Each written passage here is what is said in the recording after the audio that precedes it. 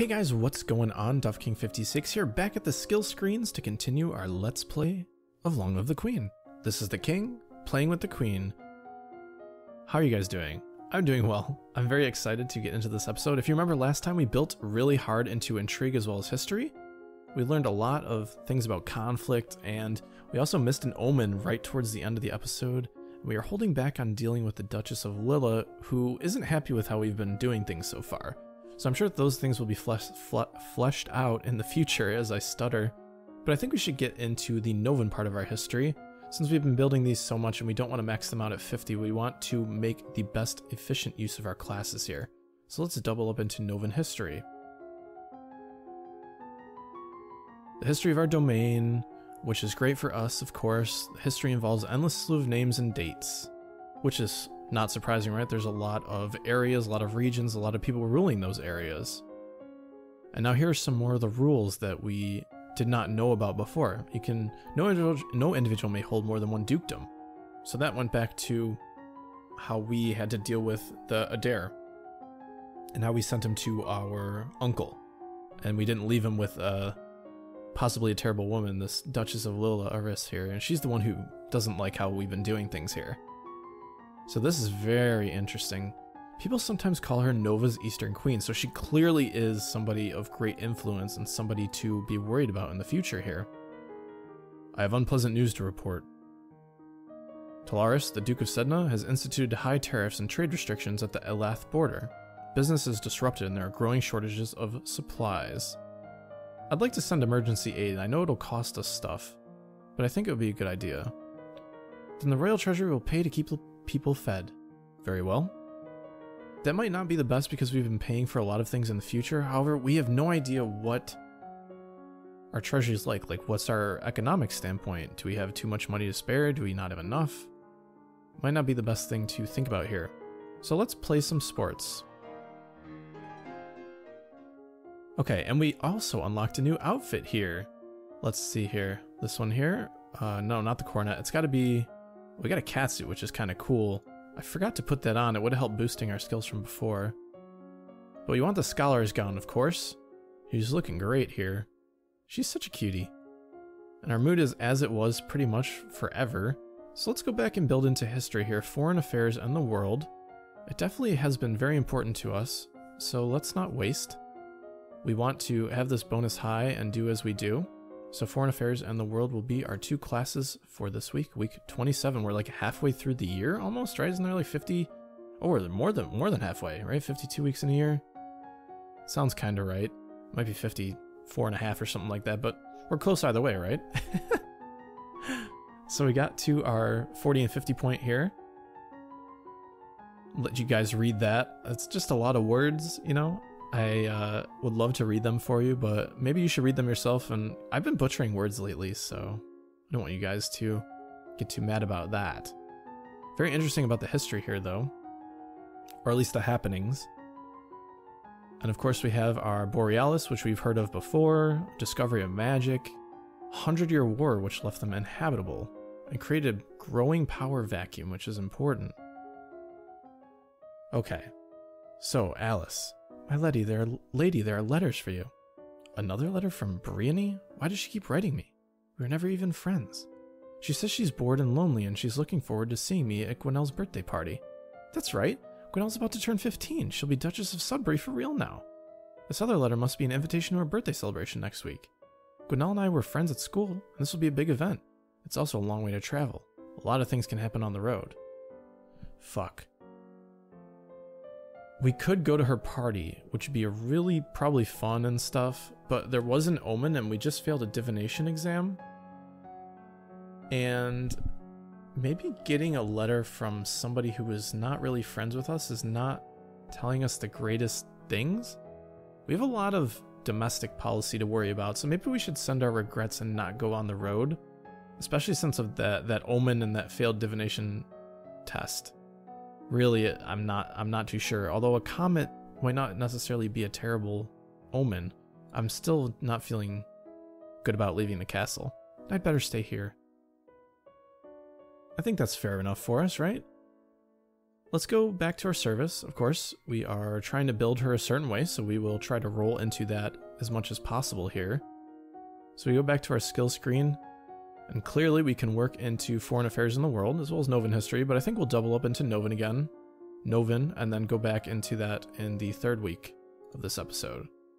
So, we will do our double Novan, our double feature here, if you will. Got 50 and 60, and we'll probably get 70 and 80 as well here. Duchy of Sudbury is currently held in regency by Countess Leek of Dis for her daughter Gwenelle. She inherited duchy last year upon the death of her father. Of course, we know about this finally. And the last 2 rulers before our mother. Cool. A little bit of history there. It's not the craziest thing in the world. Duchess of Merva dying, mother taking the throne. A lot of family stuff here, a lot of family tree. I really wish there was some sort of pedigree picture in the game somewhere. I thought that would be really cool. Anyways. All my friends are at Gwynelle's party and I don't get to go. I sent Gwenelle a letter saying that I couldn't come, but it was her mother, the Countess, who replied. I think she's insulted that I didn't consider the event important enough to attend. Fucking A, man. We're not the best at building her the most social way. I mean, I think it was court manners, right? I mean, it's around a 30, but it seems like you need to be really high in these things to pass these tests. But anyways, our yielding is still okay. We could become less depressed. That would probably be for the best here. We don't want to become more lonely, though. Maybe playing sports again is the best here. Feel the thrill of competition. Well, I'm kind of thrilled that these skills are going as they are. Let's go back to foreign affairs and the world. Let's not even think about it. We've been doing really well in intrigue, so it just seems to me like it's the right thing to do at this point. So we got 60, 70, and 80 from these, because our bonus is so damn high. And that's great. Let's see what we are dealing with here. Nomads. Deserts. Who are hostile to Nova, lacking in resources to mount a credible threat, though that's good for us. Domain of Terrax. We've known a little bit about Terrax and Ixion. We've heard about them before. Very interesting. Our grandmother got in there 32 years ago. Good for her, man. She gets around. She does this stuff. Okay. Rise and fall of the Novan Empire. There was a time where it seemed likely that it would cover the world, but it all came apart. Well, that's interesting. I wonder what limited us in that regard. The Novan Empire once had outposts on the western continent, but was driven out 600 years ago. The most important domain in that area today is Shangia, so we know Shangia is a very important thing here. Aha! Matters have come to a crisis. Aris, the Duchess of Lilla, has declared civil war. What? Apparently she feels that you are a weak leader, unfit to be queen, and has managed to sway several others to her banner. Who is against me? A number of minor earls and countesses, the Duchess of Mead and the Duke of Kiggle. The Duchess of Sudbury is with Lilla. But Gwenelle's my friend. Sudbury is completely surrounded by rebel duchies. She may not have a choice. The situation in Hellas and Marie is less clear. What forces can she muster, and what are we still holding? We have 4 battalions and 1 platoon. The naval side is of course useless in this conflict. By my estimate, Aris can field 5 battalions and 1 platoon. That's not good. It will come down to a question of strategy. There are ways to increase the number of soldiers you have available. You could offer to pardon various imprisoned criminals in exchange for military service. I would like to do that. Alright, let's do that. Criminals probably already know how to fight. Very well. Forces are in motion, but they will take time to reach their peak. Okay. So now we are in the thick of things, and we are in a civil war right now, which is very important for us to do well in, or else, of course, we'll die. So, let us... You don't want to be angry here. Let's go through the castle and explore again. And since we pretty much completed our intrigue... Wait, is that the one I want? No, this is the one I wanted here, the military outfit. So let's take a look at our skills here. As you can see, we're pretty much maxed out in this area here. And we need to build very high into strategy here. So our logistics is okay, but I want to double up into strategy and continue to get this up as high as I can. So let's go into military and go into strategy. After we get it up to a suitable number, I'll go back into logistics. So here we are. Military recruitment and the importance of training and motivation. Learn how units reinforce each other in the field, gaining strength through proximity and covering of weaknesses. We may now tour the barracks on the weekends. Well, that's good for us. We study the effects of different kinds of battle terrain for offensive defense, power of range weapons. That's good. That's all warring stuff that is super important. The negotiator for the rebels has arrived to speak with you. Surrender now and I will be lenient. We are not here for our surrender. We are here for yours. You have one chance to avoid needless bloodshed. Agree to marry one of Duchess Erissa's sons. She will become your regent and guide the domain into stability. You will be allowed to maintain a figurehead title. Maybe we could suggest a compromise, but we're not very good at that. I don't want to outright refuse. Maybe we should suggest a compromise and see if we can bargain here. I'm willing to marry her son and listen to her advice, but not give up my crown. My ancestors were kings and queens when Erissa's weren't even Novan. I am the queen. Nothing she says will change that. I'm afraid that's not good enough. Surrender now or prepare to meet us in battle. I refuse. We're gonna do it. Then battle it must be. Okay, so we can tour the barracks on the weekends. -1 yielding and +1 pressured. I think that's good. We finally found a way to lose our yielding. So we're impressed by the discipline of the loyal Novan troops, but the responsibility for their lives weighs heavily on your shoulders. There are approximately 4 battalions, 1 company, and 1 platoon under your direct command. Okay. So that was interesting. We're not exactly well equipped for military here, but maybe we should double into logistics.